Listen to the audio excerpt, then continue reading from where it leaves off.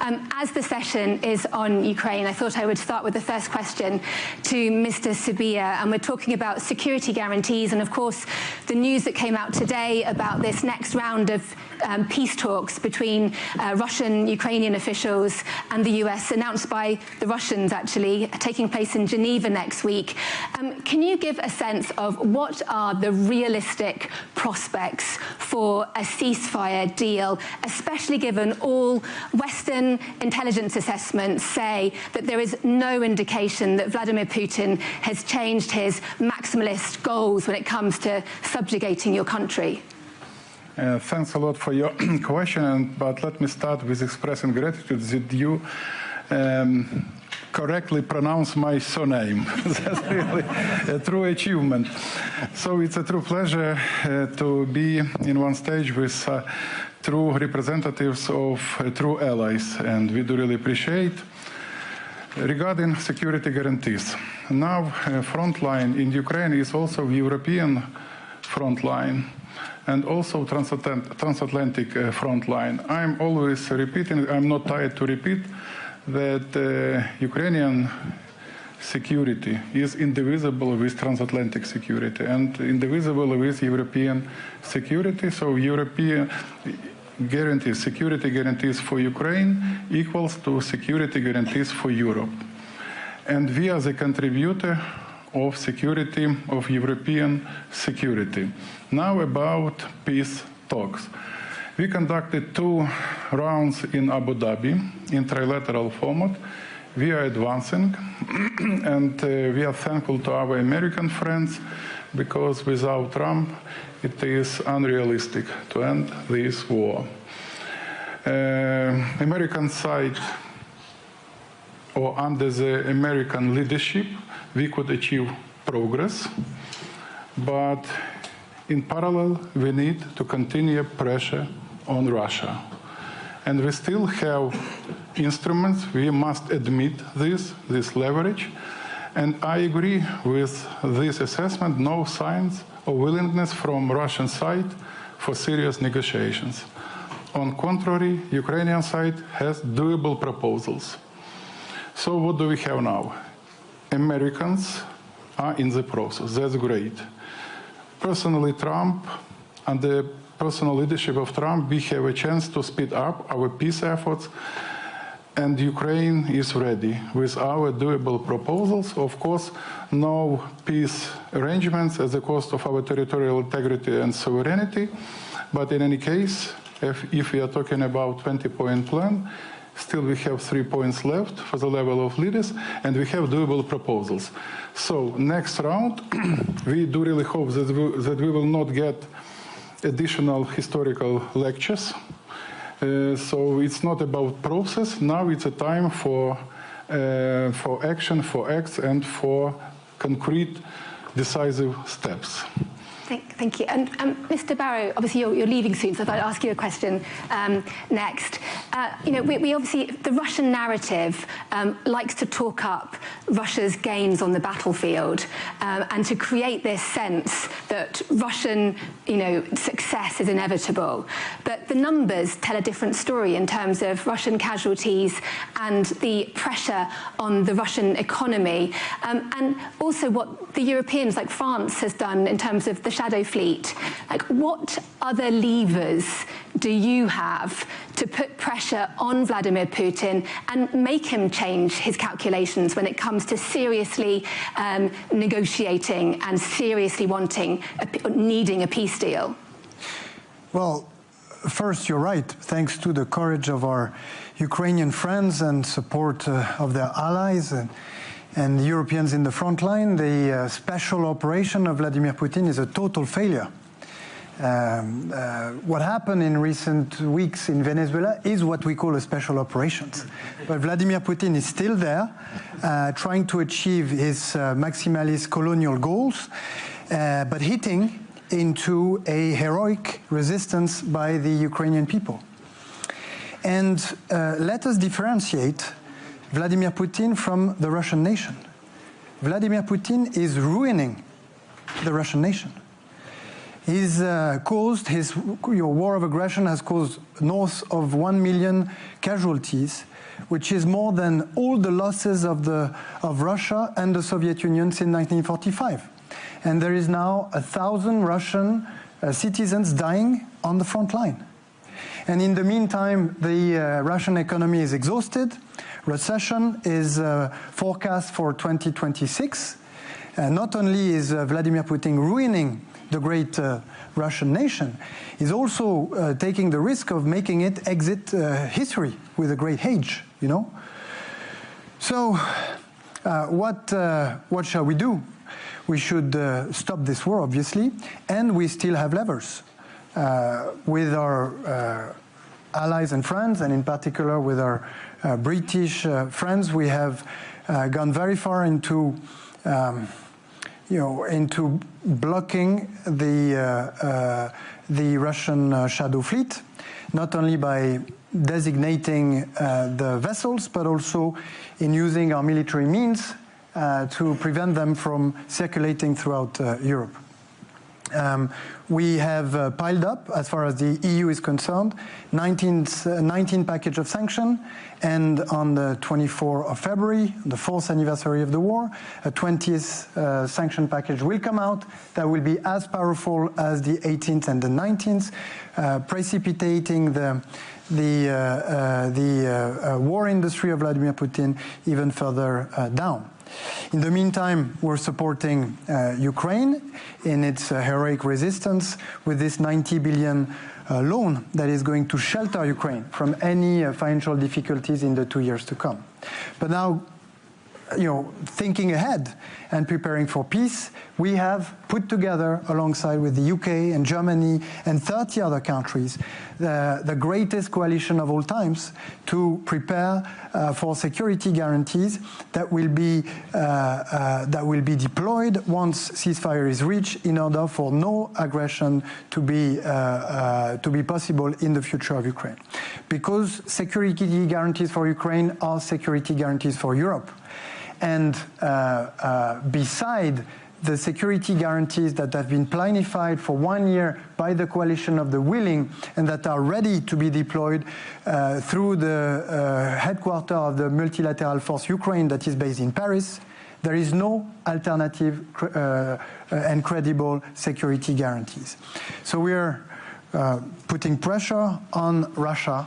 We're supporting Ukraine. We're preparing for peace and building, for the first time in our history outside of NATO, credible and robust security guarantees that will ensure, when time comes, that the aggression can never restart. But do you realistically envisage a situation where Vladimir Putin agrees to a ceasefire deal that sees forces from NATO nations like France and the UK actually stationed in Ukraine without him having suffered significant pressure? Like, how is that realistic? Well, if you don't have the kind of security guarantees that we have put together in close relationship with our Ukrainian partners, with the regeneration of the Ukrainian army, with military capacity that will be in a second layer on the ground, in the sea and in the air, a backstop that the US have expressed readiness to take into account when they were in Paris on January 6th, and some legal commitment binding everything together, there is no security guarantee. And if there is no security guarantee for Ukraine, there is no security guarantee for Europe. So there will be more and more pressure until not only Russia accepts to cease fire along the lines that Henry mentioned, but also Russia accepting that we don't want this war to restart, and that for that we need security guarantees that have no aggressive dimension, that are only there to deter further aggression. So actually, are you saying that Russia needs to make a deal now because it's only going to get worse? That's my feeling. I think that time is playing against the Russian nation. Of course, Vladimir Putin is apparently ready to pay a very significant price. but it's to the detriment of the Russian nation. But yes, the losses are very high at the human level, but also at the economic level. And it is in the interest of the Russian people that Vladimir Putin stops right away. Ms. Cooper, we're talking obviously about security guarantees. How confident are you that with all the planning that's gone into what the UK and France, Netherlands, other allies are going to be contributing to this security peacekeeping multinational force, that they actually have the capacity and the capability and the willingness to be able to defend the peace against battle-hardened Russian forces who understand existential war? They've waged a war of aggression for more than a decade now. How confident are you that that Europe has the ability to hold that line, given the underfunded militaries that we are currently left with since the end of the Cold War?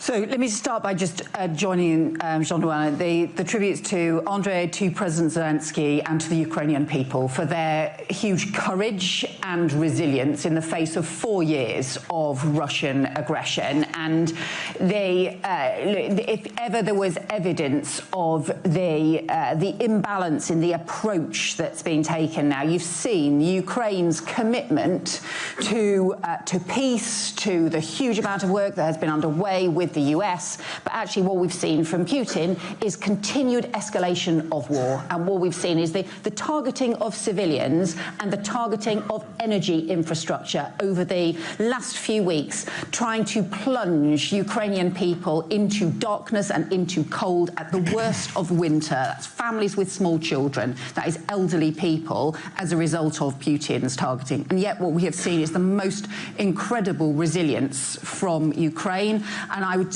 say I think that Putin at every stage has underestimated Ukraine and the Ukrainian people, and also underestimated the resolve of Ukraine's friends, because we know that Ukraine's security is our security. The reason that we have all been there with the support for the military support throughout the last few years, but also support for things like the energy infrastructure, is because we know that this is a threat not just to Ukraine's future, but to the future of Europe, to the future of all of us.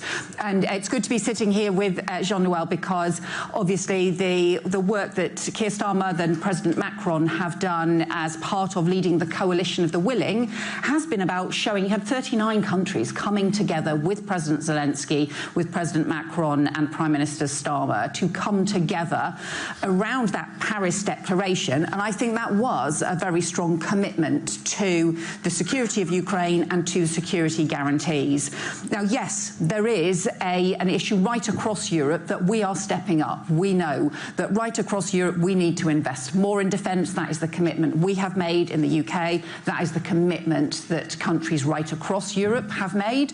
But alongside that additional investment, which is about our long-term future, even with peace, the peace that we want to see in Ukraine, there is still a long-term issue about needing to make sure that Europe can increase its defence and its resilience as well, and all of us are part of that. But I would say, just in terms of the security guarantees, the whole point about the multi-layered security guarantees that everyone has been involved in drawing up, that where there has been extensive military planning still, is all about ensuring that layered commitment to the ceasefire and monitoring, to the support for Ukraine's armed forces, to the multilateral force Ukraine that UK and France have both committed to supporting, and other countries have said they want to support as well, as part of this wider security guarantees, and then this binding commitment if Russia attacks again. The reason this is so important is because I don't think you can get to peace without that, because you need that Ukraine needs the security of knowing that this is not just a pause for Putin to rearm and then come again, because that does not deliver a just and lasting peace. peace. It does not deliver security for anyone. So therefore, we need, in order to get to the peace agreement in the first place, we need that. But the other thing we need is the much greater pressure on Putin and on the Russian regime as well, because I think you said it, Deborah, earlier on, that the evidence, I'm hugely sceptical that President Putin is committed to peace. I really hope that these talks can make progress and can get to a peace agreement, but I still think we are going to need to keep intensifying that economic pressure on Russia, including tightening the chokehold on oil and gas, tightening the chokehold on the Russian shadow fleet, keeping up that economic pressure with additional sanctions, and I hope to a maritime services ban as well. So we keep ramping up the pressure on Russia's economy. Their economy has already been heavily hit, but we need to keep that pressure up further. So can we expect to see British forces boarding a Russian-linked shadow fleet vessel in the near future?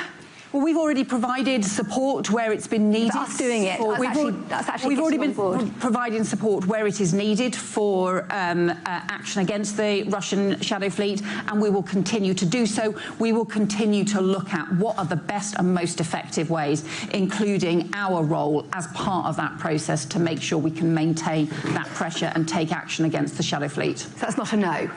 We will look continually at every opportunity that we can to put pressure on the shadow fleet. Mr. Van Wiel, we've obviously talked about what the Europeans are thinking in terms of this coalition of the willing, but the elephant in the room, of course, is the American backstop, the US security guarantees. Like, how important are they for this proposal to be credible, or could the Europeans do it on their own if, given we've had all this friction with that transatlantic relationship, if it does all really blow up badly? Well, first of all, let me echo the others in saying that the bravery of Ukraine, the Ukrainian people, and you in person as well, Andre, in keeping this Russian aggression off at a distance for 4 years is really admirable. And I think that over the past 4 years, and let me be very open and frank here, we've probably been slow in coming to your rescue. We've been deterring ourselves at different stages throughout the conflict. And probably that has been an unnecessary self-deterrence. With every next step that we've taken, we've seen that we haven't escalated this war. No, we've put more pressure on President Putin. And that's exactly what we should keep.